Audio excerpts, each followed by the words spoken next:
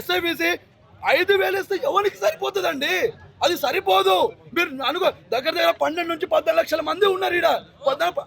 అదే దగ్గర చూడండి 10 లక్షలు 12 లక్షల మంది అప్లై చేస్తే 90,000 మంది వస్తున్నారు అంటే చూడు. మీరు ఈవెంట్స్ విషయాలు కూడా 3.8 లాంగ్ జంప్ కంపల్సరీ దానికి పెట్టండి అండి. మీకు దండము, మీకు పాదాభివందనాలు కోరుతున్నాను నేను మనస్ఫూర్తిగా. స్టూడెంట్స్ మాత్రం రన్నింగ్ విషయంలో మాత్రం చాలా బాధపడుతున్నారు. ఒక ప్రాపర్ గా ఒక గ్రౌండ్ లేదు.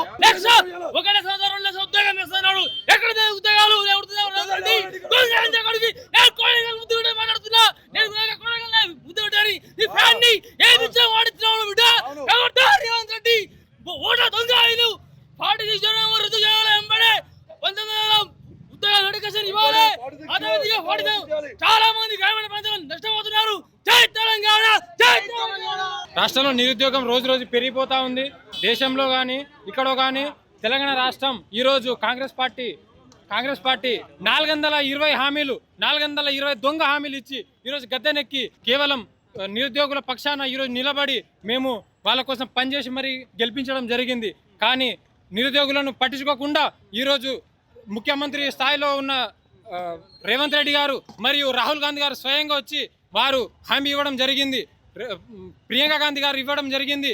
వాళ్ళు ఎక్కడ ఉన్నారు? ఈరోజు వాళ్ళు వచ్చి ఇక్కడికి అశోక్ నగర్కి వచ్చి మరి అడగాలి. ఇప్పుడు ఎన్ని నోటిఫికేషన్లు ఇచ్చినారు, ఎంతమందికి పోస్టులు భర్తీలు అయినాయి, 40,000 60,000 80,000 అని నంబర్లు చెప్తున్నారు. కానీ నిజమైన నంబరు ఆర్టీఐ ద్వారా పెడితే 13,000 మంది మాత్రమే, 13,000 మంది ప్లస్ ఉద్యోగాలు మాత్రమే ఇచ్చినారు. కానీ అఫీషియల్గా నోటిఫికేషన్ ఇంత ఇచ్చినారు. కానీ దానికి ఎలాంటిది వాళ్ళు 60,000 70,000 అని చెప్తున్నారు. కానీ కేవలం వాళ్ళ రాజకీయం గురించి మాత్రమే చెప్తున్నారు తప్ప ఇది భవిష్యత్తులో నిరుద్యోగులు వాళ్ళ గొంతులు బలంగా వినిపిస్తారు.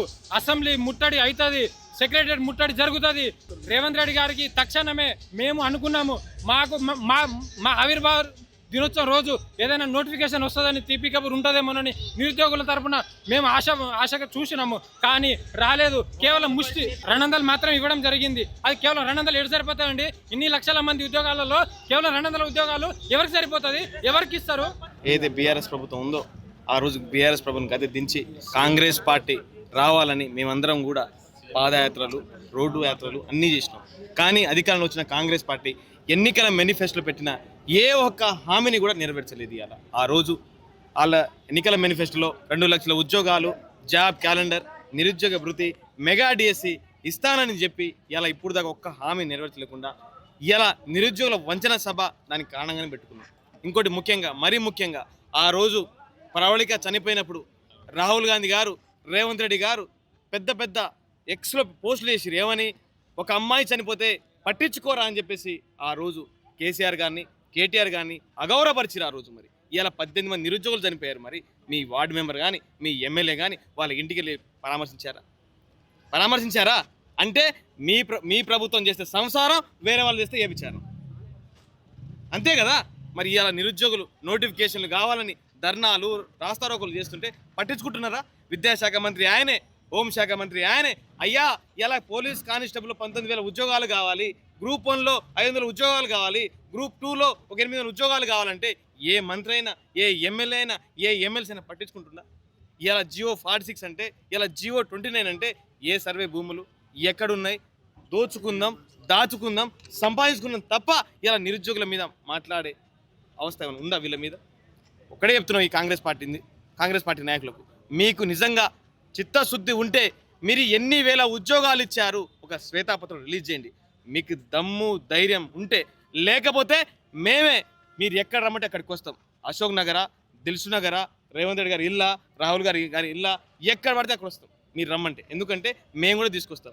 మీరు ఇచ్చింది ఉద్యోగాలు 11 పైచిలకు మాత్రమే, 11,000 చిల్లర ఉద్యోగాలు మాత్రమే. కానీ ఇలా మీరు పెద్ద అడ్వర్టైజ్మెంట్ తీసుకుంటారు 70,000 80,000 90,000 ఇవన్నీ కూడా ఇలా నిరుద్యోగులను మోసం చేసే విధంగా మాట్లాడుతున్నారు. కాబట్టి ఈ ప్రభుత్వం ఒక్కటి అర్థం చేసుకుంటే నోటిఫికేషన్లు ఇస్తే బాగుంటుంది.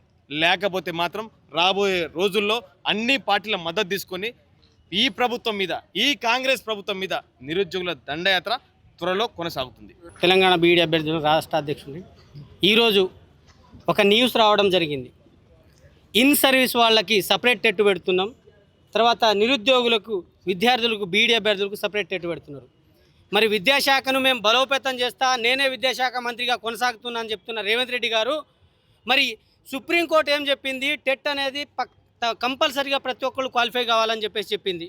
మరి అలాంటి టెట్టుని మీరు ఇన్ సర్వీస్ వాళ్ళకి ఒక రకంగా, విద్యార్థులకు ఒక రకంగా పెట్టడంలో మీ మతలబేంది? మరి మీరు ఉపాధ్యాయ సంఘాల దగ్గర డబ్బులు తీసుకున్నారా? క్వాలిటీ ఎడ్యుకేషన్ అందించేటోళ్ళు మీకు మరి ఇన్ సర్వీస్లో వాళ్ళు క్వాలిఫై కారనే ఉద్దేశంతోనే వాళ్ళకి సపరేట్ టెట్ పెట్టి వాళ్ళందరినీ క్వాలిఫై చేసేసి మరి ఈ విద్యా వ్యవస్థను ఏ విధంగా బలోపేతం చేద్దాం అనుకుంటున్నారని చెప్పేసి మేము రేవంత్ రెడ్డిని అడుగుతా ఉన్నాం. అదేవిధంగా మేము జీవో నెంబర్ 108 గురించి ఎన్నోసార్లు మీకు వినతి పత్రాలు ఇచ్చినాం. ఇలా కేంద్రంలో ఇస్తున్నట్టు, కేంద్ర విద్యాలయాల్లో ఇస్తున్నట్టు 66.6% డైరెక్ట్ రిక్రూట్మెంట్ భర్తీ చేయాలని చెప్పినాం. అది కూడా మాకు అవసరం లేదు. మీ విద్యా కమిషన్ ద్వారా నువ్వు తీసుకున్న రిపోర్ట్ ప్రకారం నువ్వు ఇంప్లిమెంట్ చేస్తావా లేదా? మీ విద్యా కమిషన్లో నువ్వు ఏం చెప్పినావు? 1వ తరగతి నుండి ఇంటర్మీడియట్ దాకా బీఎడ్ అర్హత కావాలి అని చెప్పేసి మీ విద్యా కమిషన్ దగ్గర ఆకునూరు మురళి గారి దగ్గర తీసుకున్నావు కదా, దానికి వెంటనే చట్టబద్ధత చేయాలని చెప్పేసి మేము డిమాండ్ చేస్తూ ఉన్నాం. లేకపోతే మీ పార్టీ ఆఫీసులను, మీ సెక్రటరీలను ముట్టడిస్తామని కూడా హెచ్చరిస్తూ ఉన్నాం. అదేవిధంగా డిఎస్సికి సంబంధించి 25 ఏళ్ళతో మెగా డిఎస్సి ఇస్తామని చెప్పేసి అలా మీరు మేనిఫెస్టోలో పెట్టిరు. మరి మీ 25 ఏళ్ళతో మెగా డిఎస్సి ఏదని చెప్పేసి మేము ప్రశ్నిస్తూ ఉన్నాం. ఇప్పటికిప్పుడు 2 సార్లు ప్రమోషన్ ఇచ్చిర్రు.